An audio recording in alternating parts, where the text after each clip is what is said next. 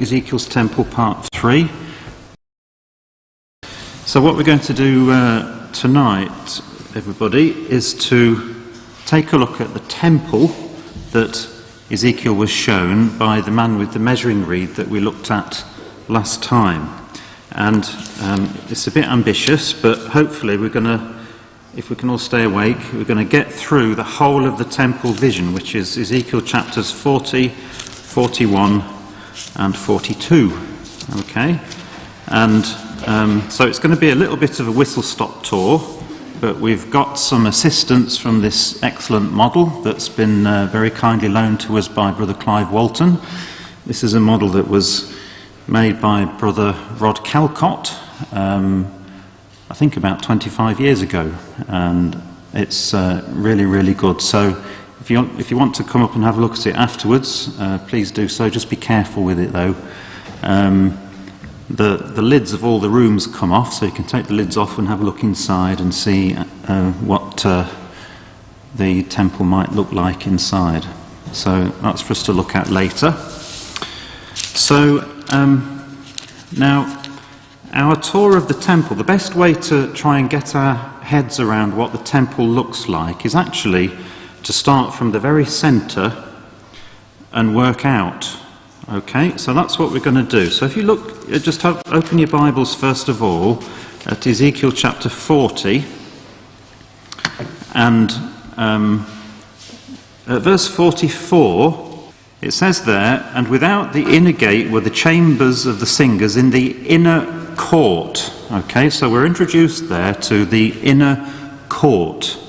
And then if you just drop down to verse 47, it says there, "So he measured the court 100 cubits long and 100 cubits broad, 4 square, and the altar that was before the house." All right, so here we've got the inner court, and Ezekiel tells us here that it was 100 cubits square, and it contained the altar. So we can represent that like that. Okay, so there's the inner court with the altar inside, and that, of course, is the altar that corresponds to the altar of burnt offering in the tabernacle and the temple of Solomon that we read about in the Old Testament.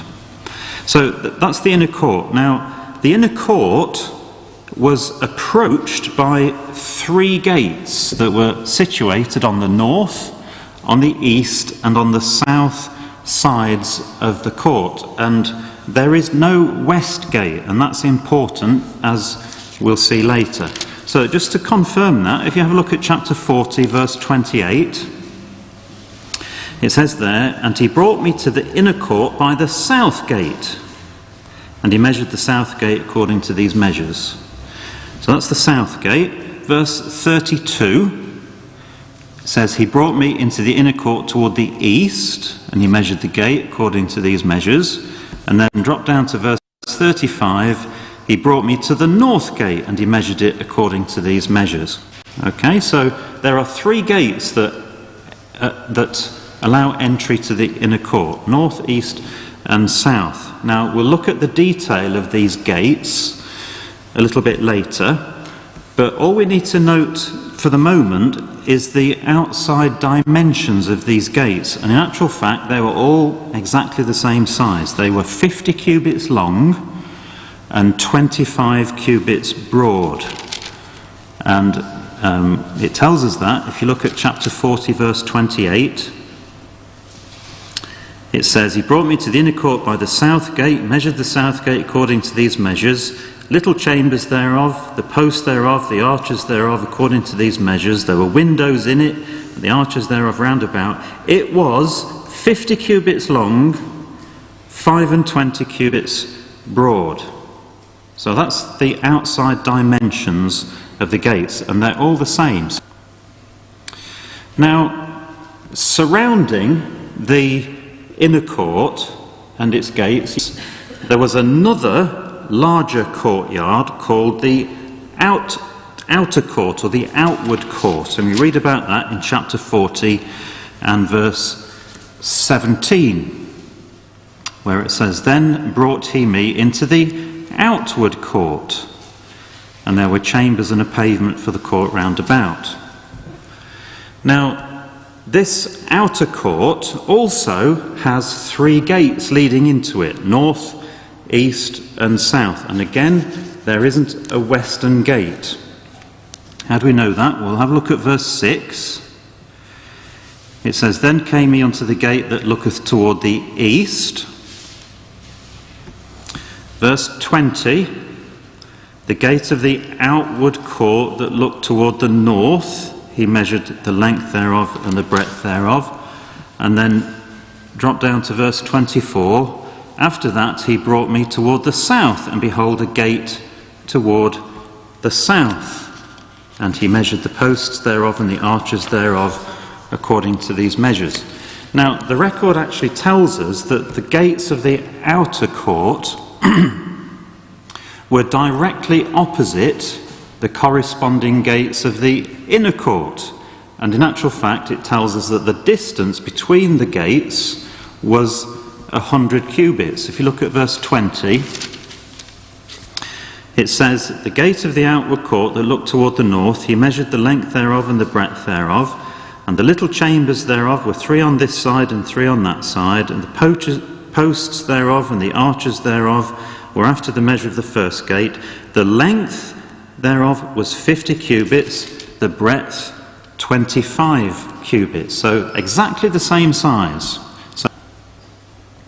Now, we'll look at the detail. Actually, if you just drop down to verse 23, it says there that the gate of the inner court was over against the gate toward the north and toward the east, and he measured from gate to gate 100 cubits. So the distance between the gate of the outer court and the gate of the inner court was 100 cubits. Now again, we'll look at the detail of the court gates a little bit later. All we need to note at this stage is that they were exactly the same size as the gates that led into the inner court, 25 cubits by 50. And it's also interesting to note, and this isn't particularly important for tonight, but it's interesting to notice that whilst the gates of the outward court and the inner courts were opposite each other, they were actually arranged the opposite way round. And this becomes a little bit clearer from the Revised Standard Version of Ezekiel chapter 40 and verse 9, where it tells us, in the RSV, it says that the gate had a vestibule at one end. Okay, and concerning the outward court gates, the record says that, verse 9, the vestibule of the gate was at the inner end, and concerning the gates of the inner court, it says that the vestibule faced the outer court. So that means that all of the vestibules of the gates all faced in towards the outer court. And as I say, that's not particularly important for tonight, but it becomes important later on when we actually have a look at the prince and the identity of the prince. So that's for a future study. But if you just come back to verse 5 now, Ezekiel 40 verse 5, what we find is that the outer court was surrounded by a wall. It says there, "And behold, a wall on the outside of the house round about." Now, we're not given the dimensions of the sanctuary and of this wall, but if you think about it, from the information that we already have, we can actually calculate the size of the court. So if you reckon from north to south, you've got the length of the outer court gate, 50, the distance between the gates, 100, inner court gate, 50, the dimensions of the inner court itself, 100, and then you come out the other side, and if you add up all those dimensions, north to south, you will get to a figure of 500 cubits. Okay?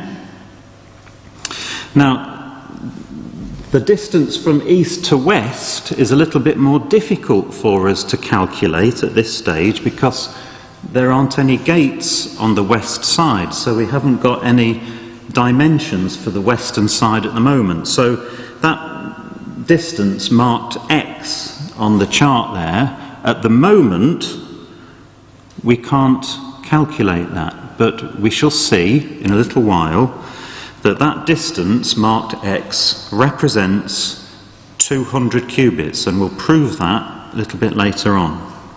And so what that means is that the sanctuary is a perfect square, and it is 500 cubits square.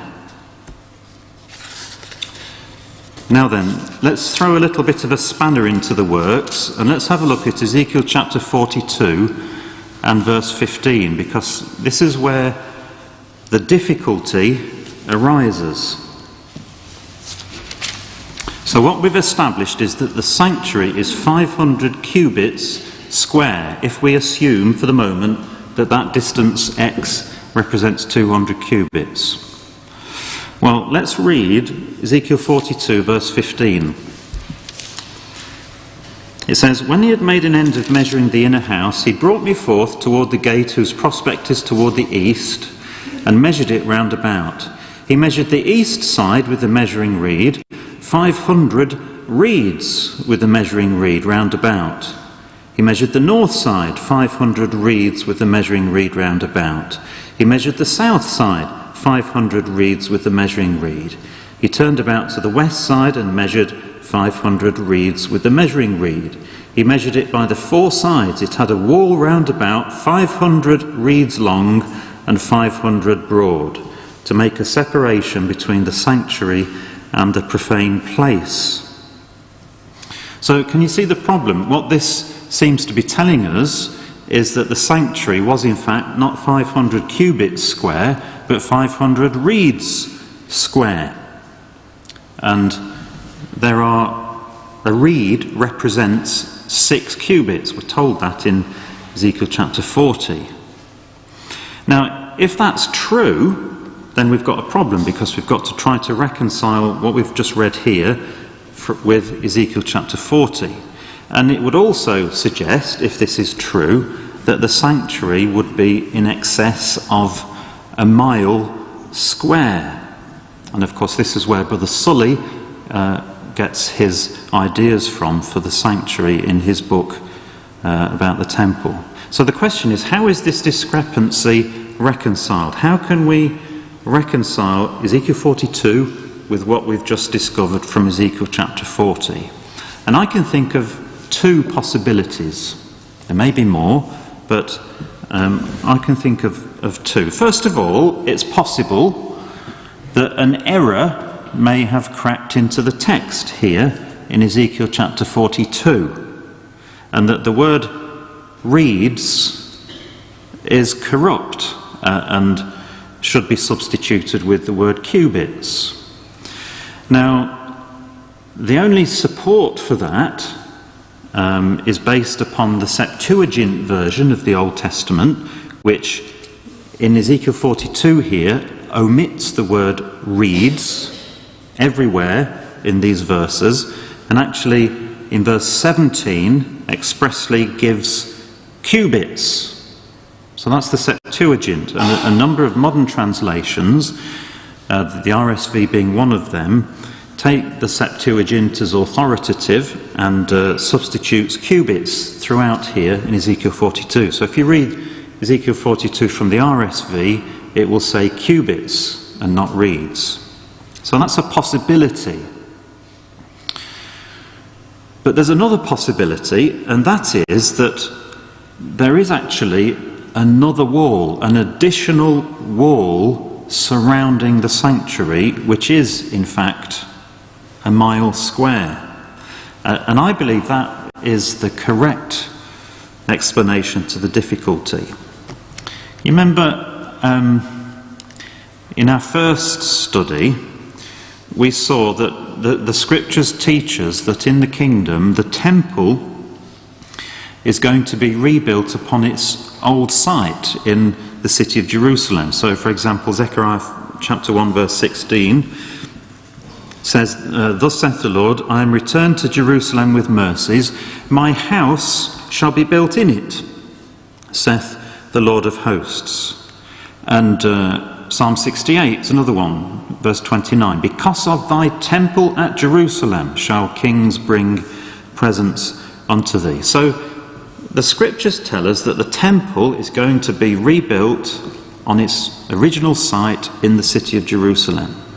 Now, we also know that the city of Jerusalem in the age to come will be recognizable as the city of Jerusalem of old time. It will be built upon the same site as the old city. So, for example, Jeremiah 30, verse 18. Thus saith the Lord, behold, I will bring again the captivity of Jacob's tents, and have mercy on his dwelling places, and the city shall be builded upon her own heap, and the palace shall remain after the manner thereof. So the city of Jerusalem, with its temple, will be rebuilt upon the site of the ancient city of Jerusalem. And you remember, we saw that there will be recognizable landmarks in the new city of Jerusalem. Now, that being the case, and we made this point before, it cannot be that the temple will occupy the whole of the site of the city of Jerusalem. But if the temple of the age to come is surrounded by an additional wall, roughly a mile square, then you can actually work out that this will effectively encompass the whole of the city of Jerusalem. Now, what's this wall for? Well, it says in verse 20, it says, he measured it by the four sides. It had a wall round about, 500 reeds long, 500 broad, to make a separation between the sanctuary and the profane place. The Revised Version says to make a separation between the holy and the common. So this wall, everything inside that wall will be holy, and everything outside will be common. And if you think about it, that is consistent with the way that the scriptures describe the city of Jerusalem in the age to come as being holy. So, for example, Joel chapter 3 says, so shall ye know that I am the Lord your God, dwelling in Zion, my holy mountain. Then shall Jerusalem be holy, and there shall no strangers pass through her any more. And Isaiah 52 is another one. Awake, awake, put on thy strength, O Zion, put on thy beautiful garments, O Jerusalem, the holy city.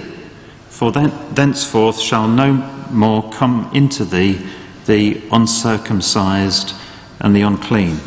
So that's my suggestion, that what we've got in Ezekiel 42 is actually an additional wall that surrounds the whole of the site of the city of Jerusalem, and that everything inside that wall will be holy. Well, let's just go back now to Ezekiel 40, and let's just see if we can add a little bit of extra detail onto our plan. So let's go back with Ezekiel into the outer court, and let's pick it up in Ezekiel 40, verse 17.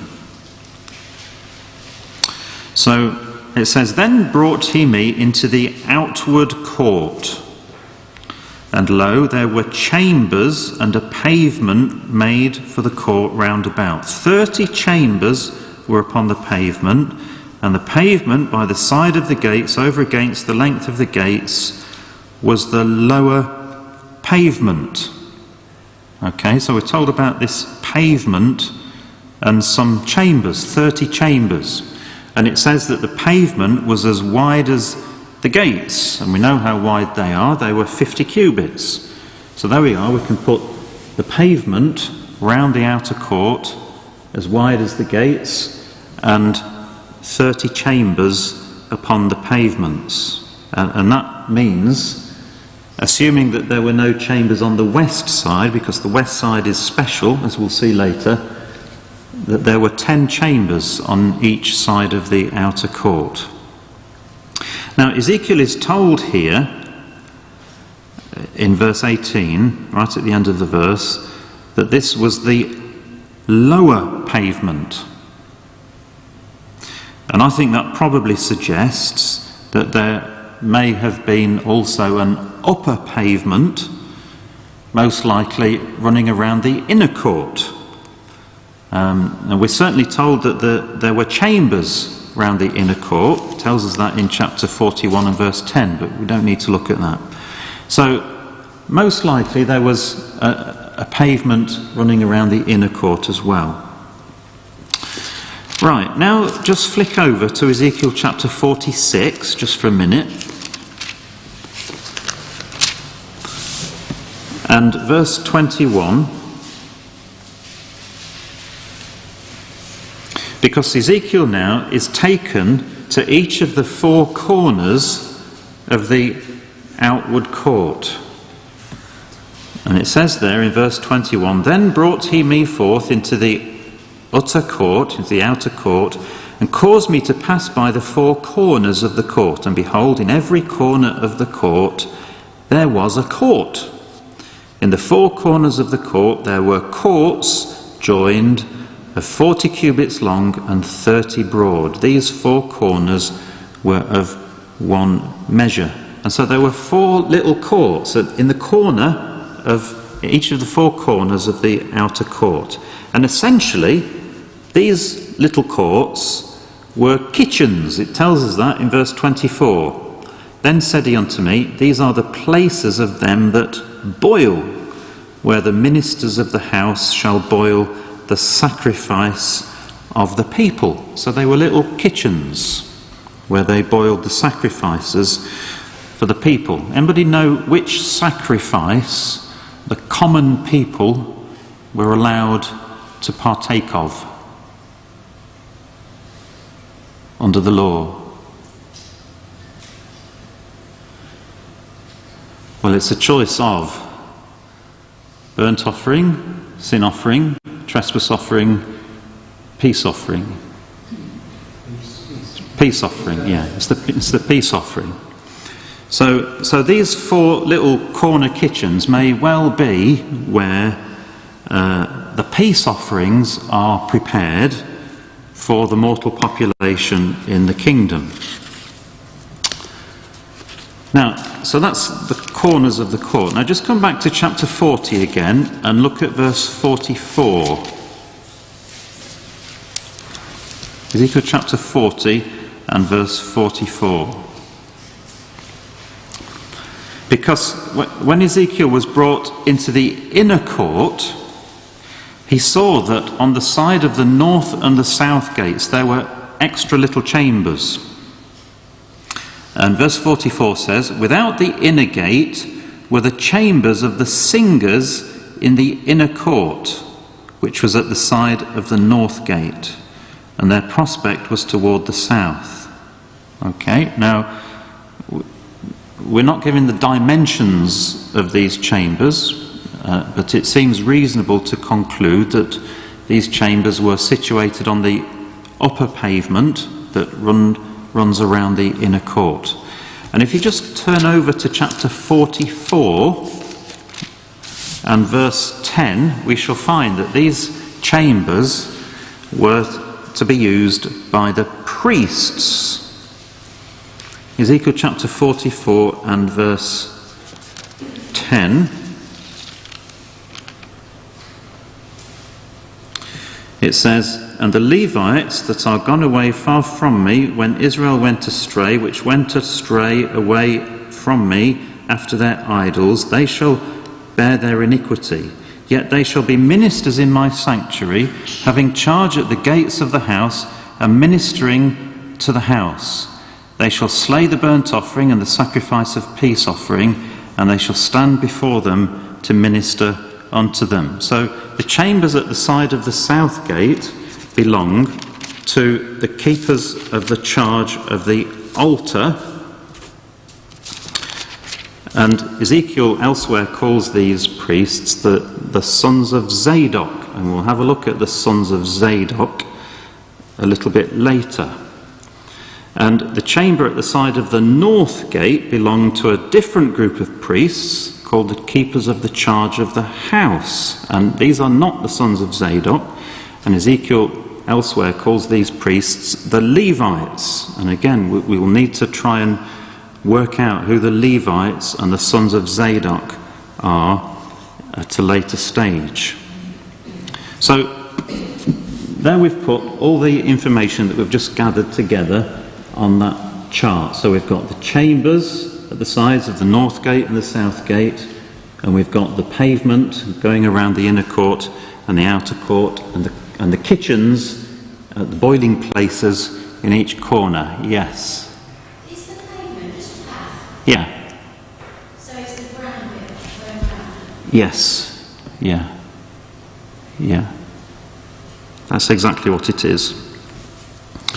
Right, well, let's just have a closer look now at the gates, because actually Ezekiel chapter 40, it's a long chapter, and most of this chapter is given over to a description of the gates, okay, that go into the outer court and the inner court. And basically all 6 gates share the same basic design. So there's a little plan of what a gate looked like inside. Okay, so it's approached by 7 steps that lead into a threshold, and this then leads into a long, thin passageway which has 3 chambers on each side, separated by pillars. And then at the end of the long passageway, there's another threshold that leads into an anteroom that the AV calls the porch. The Revised Standard Version calls it the vestibule. And then at the far end of the porch is a doorway that leads into the outer court. Now, we'll not do this, and it's a bit difficult to see, but if you go through the description of the gates in Ezekiel chapter 40, the dimensions are all given, and from the dimensions in the text that we've put on the screen, you can actually calculate the exact size of the court gates. And what we can see is, if you add up all the numbers there, you will find that the gate measures 25 cubits wide and 50 cubits long, which is exactly what it says. And all of the gates are the same. Having said that, the north gate of the inner court has a few extra features. Its basic design is just the same as all the other gates, but it was at this gate, the north gate of the inner court, that Ezekiel was told that the sacrifices would be prepared. And so there are some additional features at this gate. So, for example, if you look at chapter 40 and verse 38, there's a special extra chamber whose door opened into the porch of the gate, and this chamber is to be used for the washing of the burnt offering. Verse 38 says, "The chambers and the entries thereof were by the posts of the gates, where they washed the burnt offering." And then verse 39 through to 42, shan't read it, but it says that inside the porch of the gate there are 4 tables, 2 on each side. And these tables are to be used for the slaughtering of the burnt offering, the sin offering and the trespass offering. And then in addition, there were 4 more tables just outside, made of hewn stone, and on these tables the instruments used for slaughtering and preparing the offerings are placed. So these special features to do with the preparing of the sacrifices are unique to the north gate of the inner court. And that's interesting, because if you go into the law, you will find that under the law of Moses, the offerings were always prepared and killed on the north side of the altar of burnt offering. So, for example, Leviticus 1 verse 3 says, "If his offering be a burnt sacrifice, he shall kill it on the side of the altar northward before the Lord." The sin offering. This is the law of the sin offering. "In the place where the burnt offering is killed, shall the sin offering be killed." And it's the same for the trespass offering. This is the law of the trespass offering. "It is most holy. In the place where they kill the burnt offering, shall they kill the trespass offering." So, under the law, the offerings were always killed on the north side of the altar of burnt offering. And that's why I think these particular details are unique to this gate, the north gate of the inner court. Well, we come now then in chapter 41 to the most important bit of the sanctuary that we've not considered yet, and that is the temple itself. So that bit there, the actual house, the temple itself. And it's described in detail in Ezekiel chapter 41. Now, there's only one way into the temple, and that is via the inner court. And Ezekiel himself was taken from the inner court into the temple. If you have a look at chapter 40 and verse 47, it says, "So he measured the court 100 cubits long and 100 cubits broad, 4 square, and the altar that was before the house. And he brought me to the porch of the house and measured each post of the porch, 5 cubits on this side and 5 on that side." So Ezekiel is brought from the inner court into the house. Now, since we know that the north, east and south aspects of the inner court are occupied by gates, it follows that the temple must be on the west side of the inner court. And as we read it through, Ezekiel chapter 41, we find that the temple was approached by steps that led into a porch, either side of which were pillars. The porch led into the temple itself, which in turn led into the most holy place. Now, I'm not going to go over the details of the measurements of the house, because the text is fairly self-explanatory. But what I want to do is just to show you that the basic structure of Ezekiel's temple, the house in Ezekiel's temple, corresponds to the structure of the Temple of Solomon.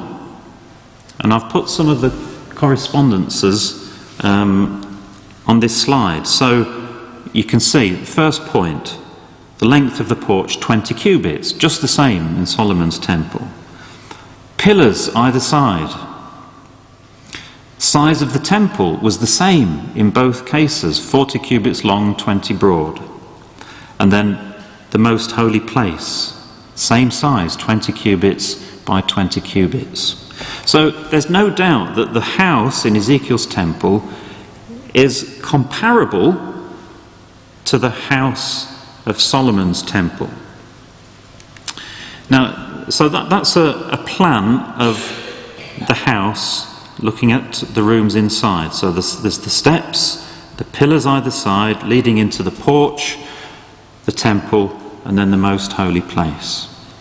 Now, just one interesting feature that you can see from that is that as you go further into the house, the doorways get smaller. You notice that? So, first of all, it's 14 cubits wide, then it reduces down to 10, and then down to 6. And I like to think there's a little spiritual parable there of the way to eternal life. And of course, This is what Jesus said, isn't it? Matthew chapter 7, he said, "Enter ye in at the strait gate, for wide is the gate, and broad is the way that leadeth to destruction, and many there be that go in thereat. Strait is the gate, narrow is the way which leadeth unto life, and few there be that find it." So the way to eternal life is not easy, and it requires commitment. So maybe that's a little lesson there from the dimensions of the house. So what we need to do now is to actually look at the house from outside. The picture on the screen there is a representation of what the house looks like inside. So let's go out and have a look at it from outside, because what we find in Ezekiel chapter 41, verse 5 through to 9, is that it's surrounded by chambers called side chambers. And there's a little plan.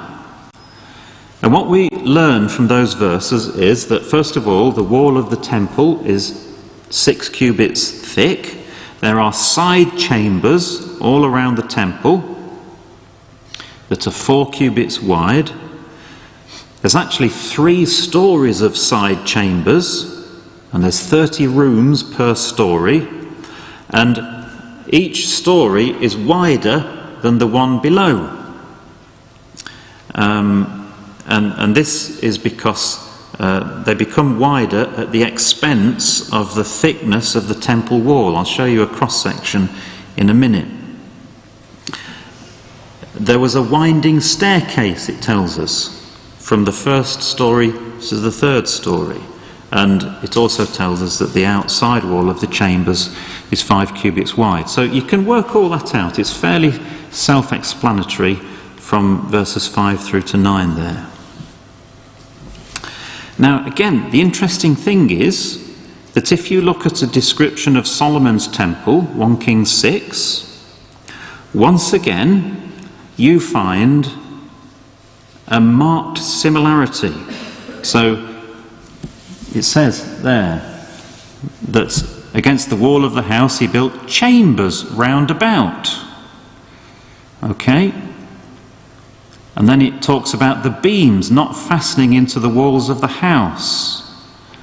And they went up with winding stairs, it says. So again, whilst some of the dimensions might be a little bit different, there can be no doubt when you compare Solomon's temple with Ezekiel's temple, the basic design of both is the same. So that's a picture of the temple in cross-section. So there you can see the 3 stories of side chambers getting bigger as they go up. Now, it tells us that the temple stood on a raised platform, and this platform essentially forms the foundation for the temple. And we're told in verse 8 that underneath the side chambers, this raised platform was a full reed of 6 great cubits. So it stands on this raised platform, this foundation. And the foundation actually extends beyond the outer wall of the side chambers. And this results in a little walkway that runs around the temple. And this is actually called the place that was left. The place that was left. And this walkway is 5 cubits wide. So it says in verse 11, the doors of the side chambers were toward the place that was left. One door toward the north, another toward the south, and the breadth of the place that was left was 5 cubits round about. Now, in verse 10, according to verse 10, between this raised platform and the perimeter of the inner court on the north and the south was a distance of 20 cubits. So that's the separate place that's on that diagram there. That's a distance of 20 cubits. Just one other feature, in verse 12, Ezekiel now is taken to the back of the temple, to the western end of the temple, And here is shown another structure that's simply called the building, and it's rectangular in shape, and it's 70 cubits broad, 90 cubits long, and its walls are 5 cubits thick. So it says that the building that was before the separate place at the end toward the west was 70 cubits broad, and the wall of the building was 5 cubits thick round about, and the length thereof 90 cubits. So there's this thing called the building towards the west, and that's rather intriguing because we're told nothing else about what this building is for or what its function is to be. So there we've put it all together. There you've got the temple, the place that was left round the outside, the separate place, and then right at the back, the building. Now in verses 13 to 15, you've got here the mathematical proof that what we've set out here is right. Okay, because what we've got in verse 13 to 15 is 4 separate measurements of the temple and the building, and each measurement, each of the 4 measurements, Ezekiel is told, adds up to 100 cubits, and we've put them on this chart, so A, B, C and D. So we can do those calculations. So measurement A is called the house, verse 13. So he measured the house 100 cubits long. And if you add up all those dimensions that we've got on the chart there, you will arrive at a figure of 100 cubits. So that's the house, measurement A. All right? Measurement B, verse 13. The separate place and the building with the walls thereof, 100 cubits long. That's measurement B, the separate place with the building and the walls thereof. And lo and behold, if you add up all the dimensions, it comes to 100 cubits. Verse 14. Also, the breadth of the face of the house and of the separate place toward the east, 100 cubits. So that's measurement C. All right? Add up all the dimensions, and again it comes to 100 cubits. And the fourth one is measurement D. That's verse 15. And he measured the length of the building over against the separate place which was behind it, and the galleries thereof on the one side and on the other side. And guess what? It comes to 100 cubits. Okay? So those 4 dimensions, A, B, C and D, they all equal 100 cubits. Now why is that important? Well, if you add A to B, you get 200 cubits.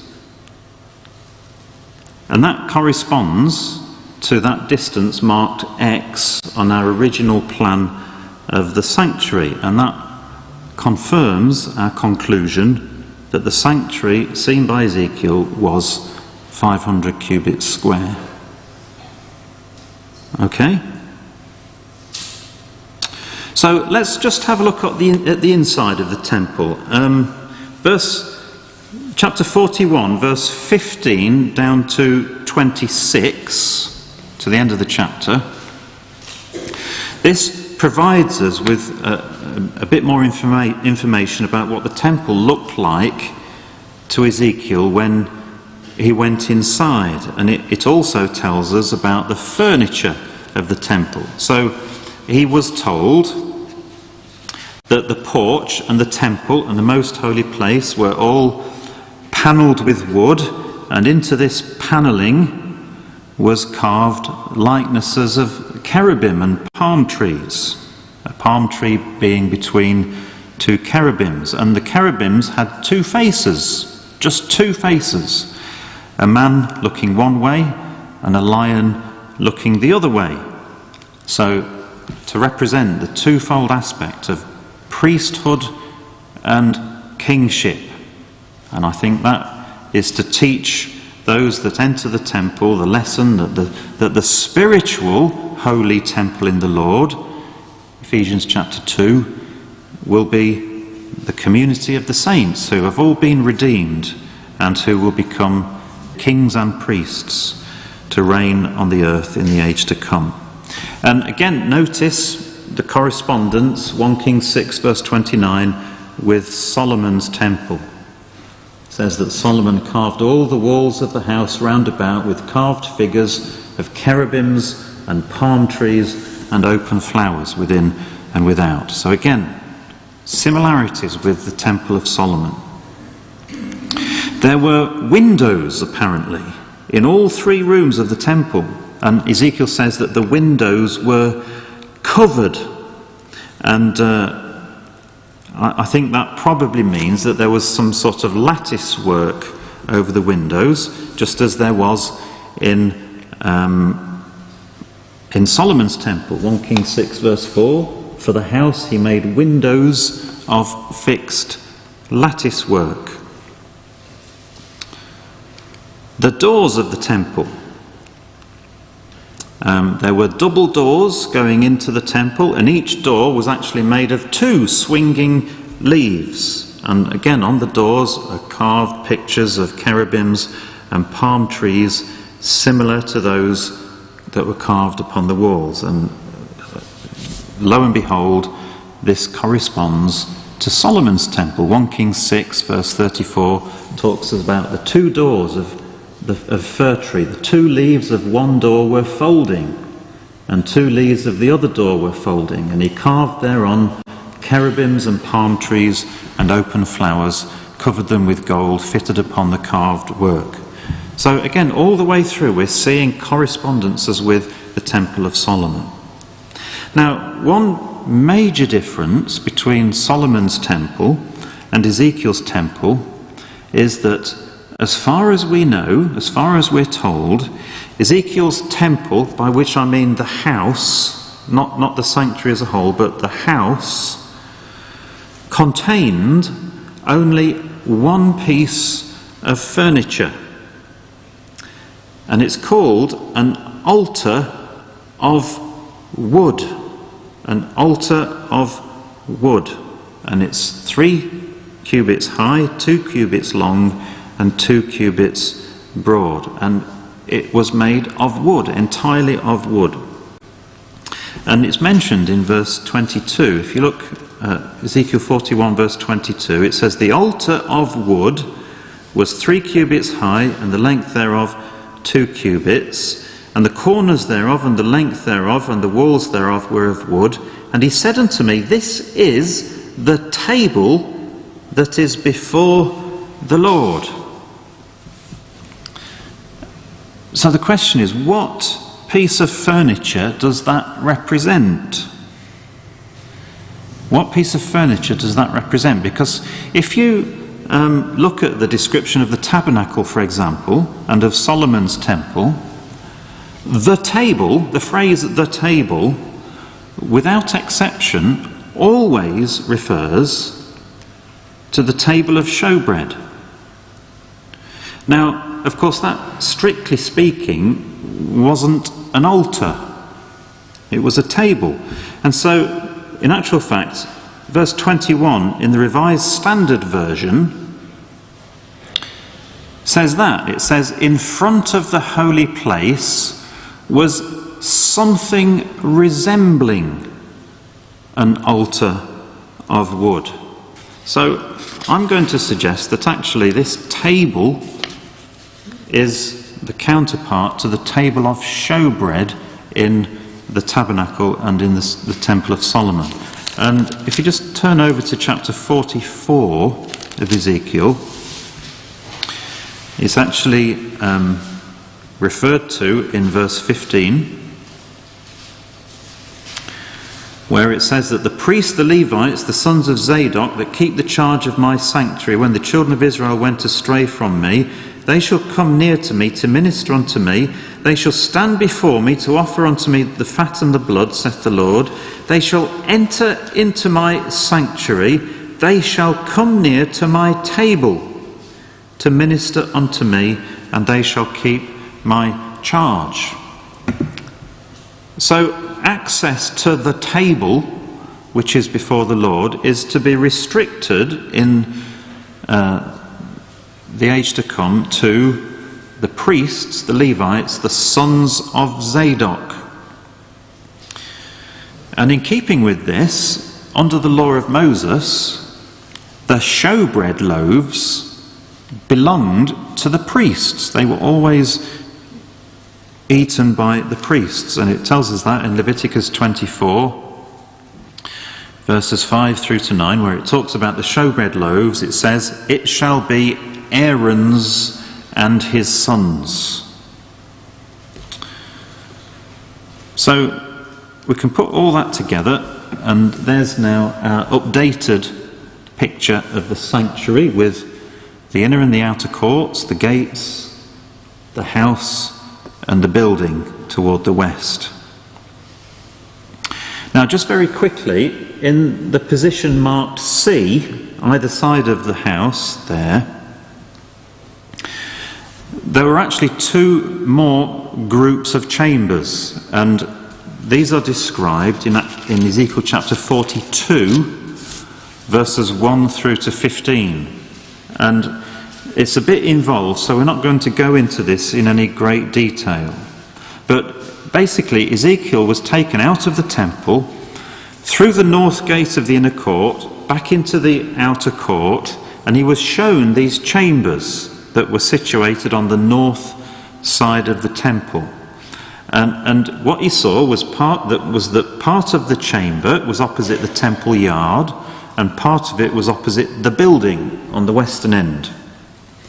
And these chambers were 100 cubits long and 50 wide. Let's just read verses 1 and 2.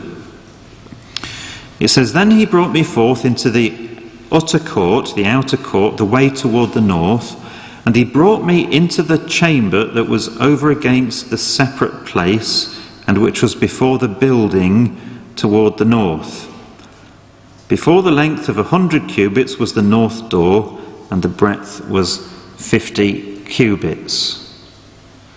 So Ezekiel here is on the north side of the temple, where that letter C is. That's where he's standing, and he sees that there's these extra chambers. And the main features of these chambers, if you read through verses 1 through to 15, you'll find that they look something like this.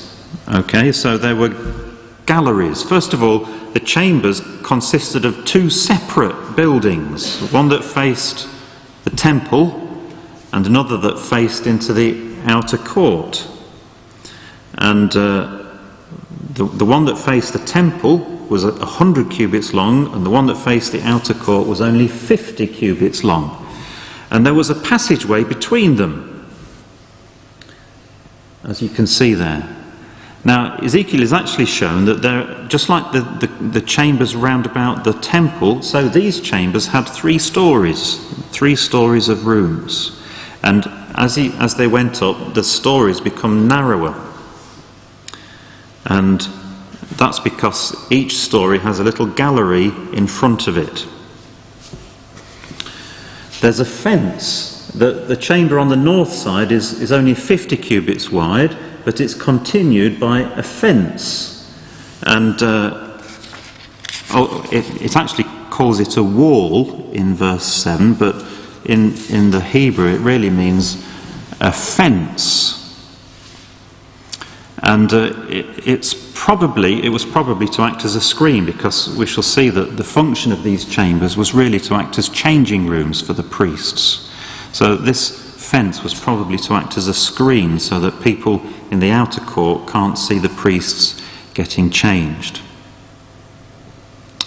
Now, again, we shan't look at this in detail, but verses 10 through to 12 tell us that there was a similar structure on the other side of the temple, on the south side.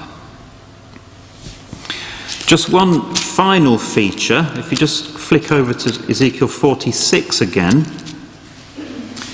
and verse 19 and 20, we are told there in those two verses that at the western end of these north and south chambers there were some more kitchens. Verse 19, it says, "After he brought me through the entry, which was at the side of the gate, into the holy chambers of the priests, which looked toward the north, and behold, there was a place on the two sides westward. Then said he unto me, This is the place where the priests shall boil the trespass offering and the sin offering, when they shall bake the meal offering, that they bear them not out into the utter court to sanctify the people." Now, we're not told the dimensions of these boiling chambers, only their position at the western end of the priests' chambers. And so they were essentially kitchens, again, used in the preparation, it says, of the trespass offering and the sin offering, and for baking the meat offering. So, now again, although it doesn't say so, it seems reasonable to assume that there's, on the south side, there was a similar temple kitchen at the west end of those chambers. So just go back to 42, chapter 42, just finally. What were these north and south chambers for? Well, they had two functions. Function one was where the priests would eat the most holy things. Ezekiel 42 says, verse 13, "Then said he unto me, The north chambers and the south chambers, which are before the separate place, they be holy chambers, where the priests that approach unto the Lord shall eat the most holy things." Okay, so these north and south chambers are where the priests will eat their portion of the sacrifices.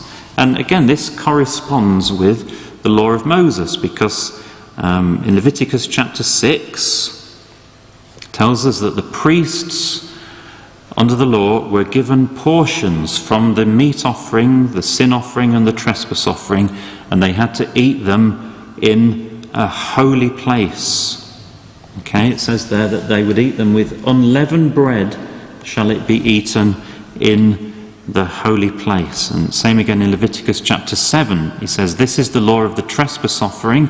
It is most holy. It shall be eaten in the holy place." Now, when it says in the holy place, it doesn't mean the holy place in the tabernacle. It means part of the sanctuary was set aside to be holy. And that's where they would eat the sacrifices.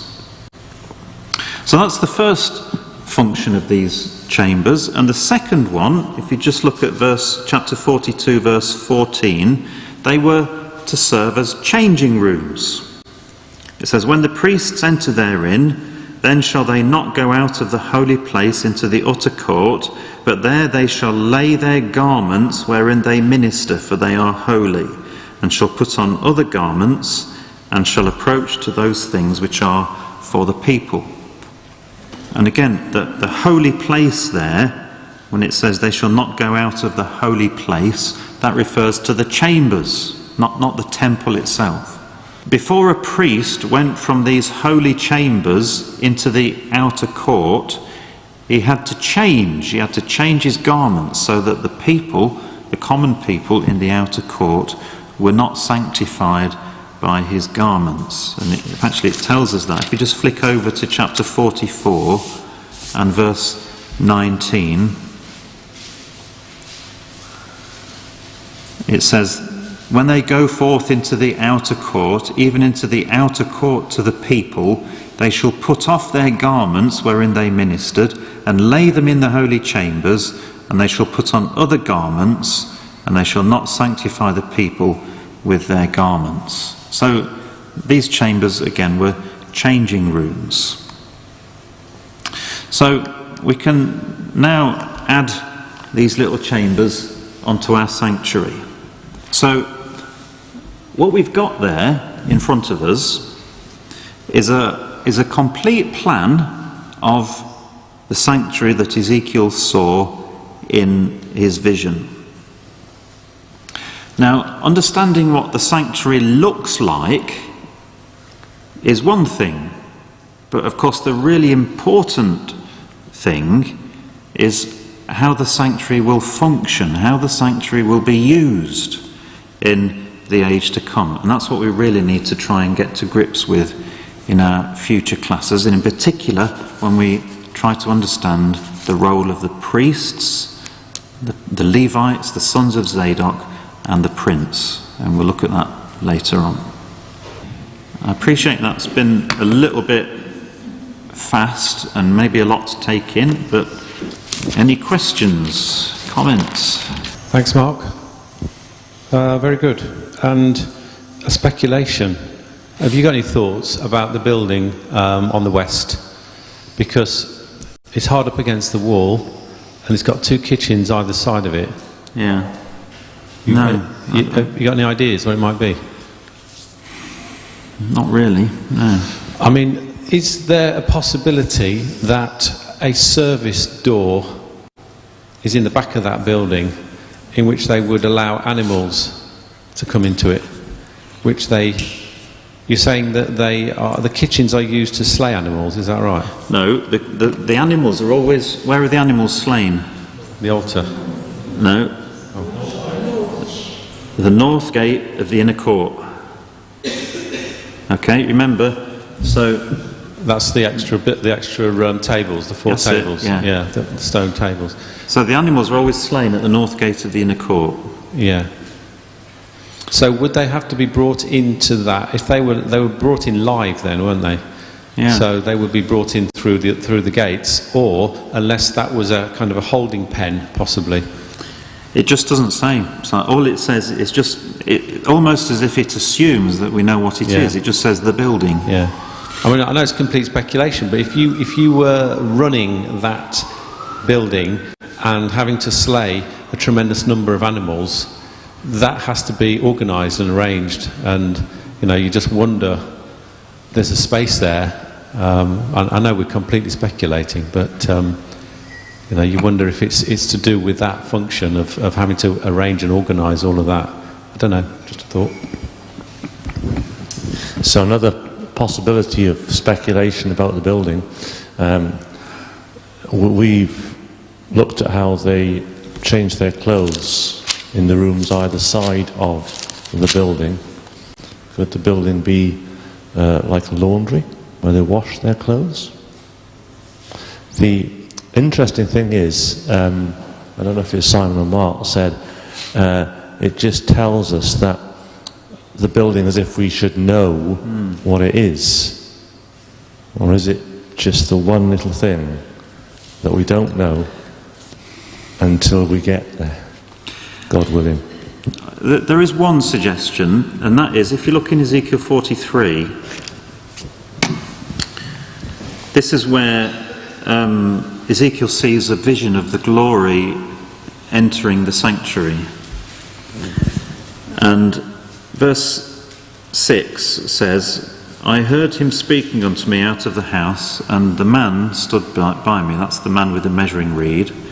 And he said unto me, Son of man, the place of my throne and the place of the soles of my feet, where I will dwell in the midst of the children of Israel forever.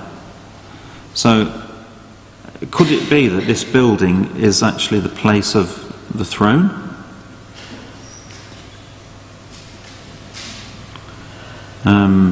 So that's where the Lord Jesus Christ's literal throne may be. I'm assuming there's no doors described in that building. We don't know where the doors are. I mean, the only place towards the east, it opens to a little passageway, doesn't it? Is that where there's a pavement there, isn't there? Yeah. So there could be a door out there, or the doors could go to the chambers to the north and south, possibly. Yeah. So there's a little pavement. But it doesn't say where the doors are. No. Thank you. Thank you, Mark, for tonight's study. Chapter 41, verse 21 and 22 here you were talking about the altar of wood, Yeah. and that this is the table before the Lord, and reworded really the AV of verse 21, and the wording of the Revised Version, verse 21, sounded so dramatically different to what I've got. Can you just give me, read the Revised Version of verse 21? It is so different. In front of the holy place was something resembling an altar of wood.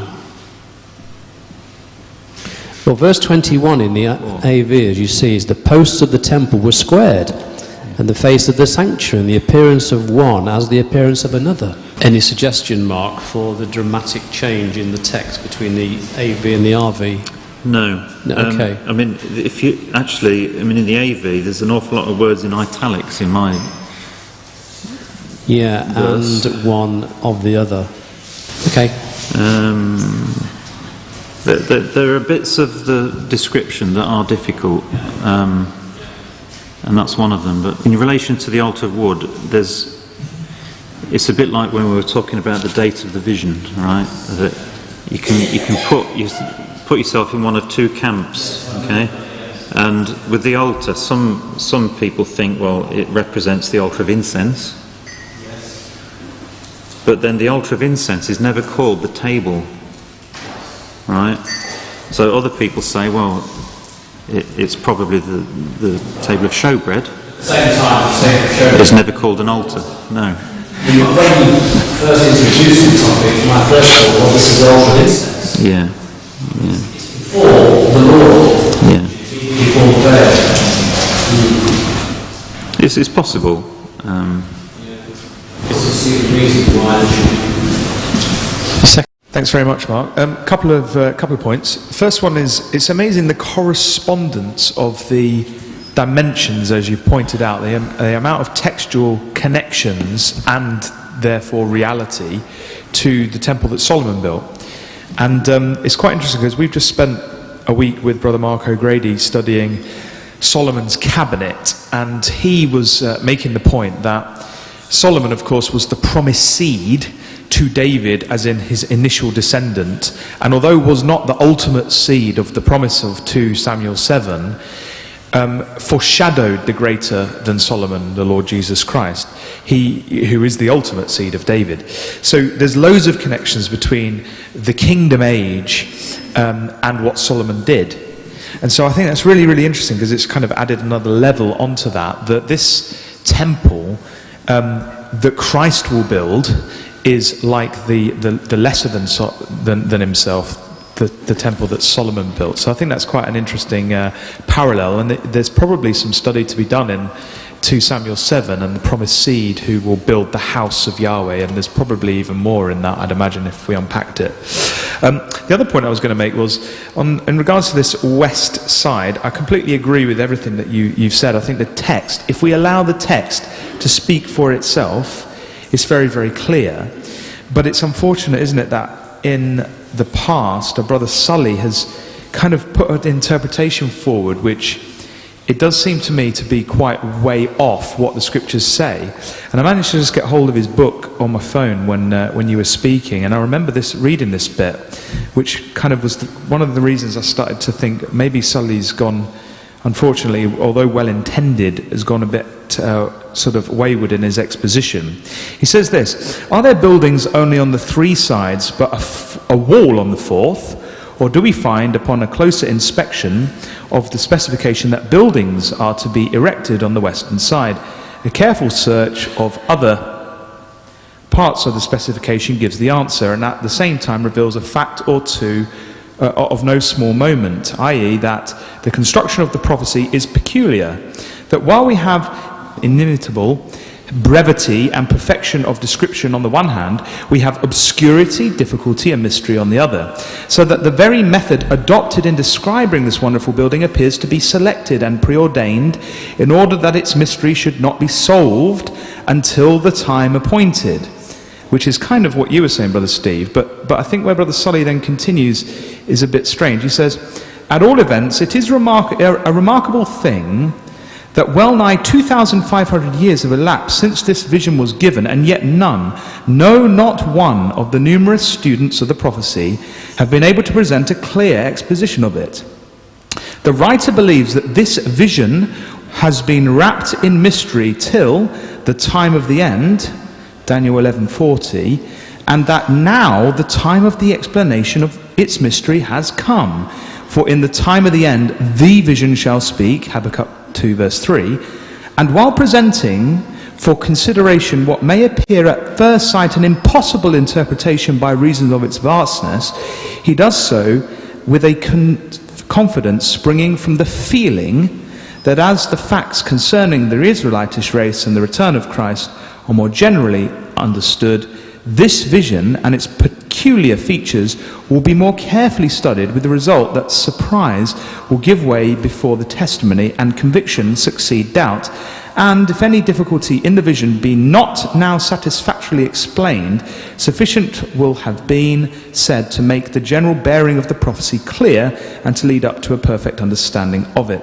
And he goes on. And what he proposes is that even though there is no western gate, that there must have been one, because almost you get the impression that he felt there should be one. And not only that, he says that of course, although really strictly speaking only one gate is mentioned in the outer for each side, because at one point in the prophecy a plural of gates is mentioned, and I think it means the inner and the outer gate, he says, well, maybe there's more than just one gate. Based on that really small plurality, maybe there's 12 gates on each side. And so he starts to kind of design the house himself, and I think that's where he got a bit wrong. He didn't allow the text to be, strictly followed, and he kind of adapted it based on his feeling, almost thinking that now the time has come for me to expound this vision. So I think that's perhaps a couple of places where he went wrong, and then of course there's a couple of other areas where perhaps he kind of elaborated and adapted things on his own. But I just wanted to thank you for an exposition based strictly towards the text and allowing that to speak for itself. So I don't know if you've got any comments on that, but thank you very much. I think we need to try to... a lot of what's in Brother Sully's book is, I think, speculation. Some of there are some really good sections in the book. So, for example, there's a chapter called The Parable of the Sin Bearer, which is about the doctrine of the atonement, which I think is really good and helpful. But I think his description of the temple, I think, is not what is being described in Ezekiel. But I think we need to try and put Brother Sully's thing on one side, and let's just try and understand Ezekiel from what the prophecy says, rather than what other brethren tell us that it says. Just go back to the point in 42 verse 16, around the question of the 500 reed, right? Yeah. Just around the question of the 500 reeds and the wall. I think your solution is probably the best that we could muster. I'm not keen on this idea of scribal error creeping in to that extent personally, although it is mysterious how the Septuagint does it. It's almost as if the Septuagint translators were trying to make sense of it and added that in, it seems, rather than actually being faithful to the Hebrew. But the thing is that if there's a wall around it, what are we saying then? That inside that wall is holiness. That's what you were saying. And what the city of Jerusalem is also within that container wall. Is that what you're saying? And then the temple is as a part of the, like there, yeah. So that wall then, whatever it is, marking the I think you said in the RV it was the holy from the common. We don't know much about that, do we? We don't know if it's manned. We don't know if there's any gates in it, roads come in and out, or anything like that. That's if my suggestion's right. It'd be very interesting, wouldn't it, to when we find out. Again, the commentators fall into one of two camps. They either say there's an error, or there's an extra wall.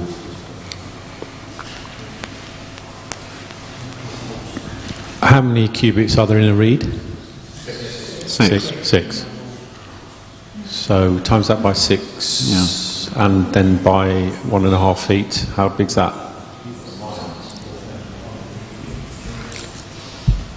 So, well, 500 times 6 to start with. That's 30. 3,000. That's 3,000. Times that by 1.5. 4,500 feet. And 4,500 feet is as big as 1,500 yards, isn't it? 15. So it's like running the 1,500 metres at school. Yeah, 4 times round the track. Yeah. Okay. What Solly does is he takes that reference, doesn't he, as a reference point for the whole building, which then doesn't fit the other dimensions, so he just prioritises that. So I think what you've done is much more accurate to the text, and that this is the anomaly, not all the dimensions that sit neatly within the passage. It struck me as you were talking tonight, Mark, that there is a use of algebra. There is a good use for algebra. You know, all of us in this room have gone through life thinking, why? On another point, though, which is more up my street. That's why. Yeah, exactly. That's what I thought. In Ezekiel 40, verse 44, you took us to this. And without the inner gate were the chambers of the singers in the inner court. And then it goes on to talk about the chamber for the priest and the chamber for the sons of Zadok. Yeah. I was a little bit confused. Where would you say is the chambers of the singers? Is it the same as the two chambers for the priests and the sons of Zadok? I think it's that. So the chamber at the side of the north gate facing south. Are you saying that little box there that's not coloured in? No, the grey one. Right. The box on the right, that's where they wash the sacrifices. Oh, right, So that's the north gate of the inner court, Yeah. right? So it's the grey box to the left. Yeah. At the side of the north gate facing south, that's for the Levites. Yeah. And then the corresponding chamber on the side of the south gate facing north is for the sons of Zadok. Yeah. So where is the chamber or chambers of the singers? Right. Is it that the Levites and the sons of Zadok are actually referred to as singers as well? I'm not sure about that, Steve. Okay. Yes, because they're at the side of the north gate, verse 44. Yeah, so verse 44 and 45 is the same group of people. And that's the chamber whose prospect is toward the south. But it's at the side of the north gate, looking south. So I think that's the chamber for the Levites and the singers. Yeah, I think it's the same one. Are you saying for the Levites and the singers, or are the Levites the singers? There is a loaded question here. You can guess what the loaded question is. I'm not sure about that, Steve, to be honest. Because if it is that the Levites are the singers, how important or how very important is singing in the age to come? Yeah. Yeah. As I say, it was a loaded question. Yeah.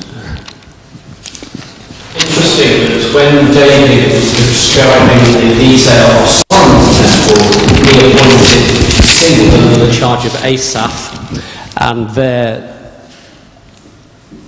their continuity throughout different parts of the nation, right through in the record anyway, till the time of Nehemiah, a distance of about 500 years.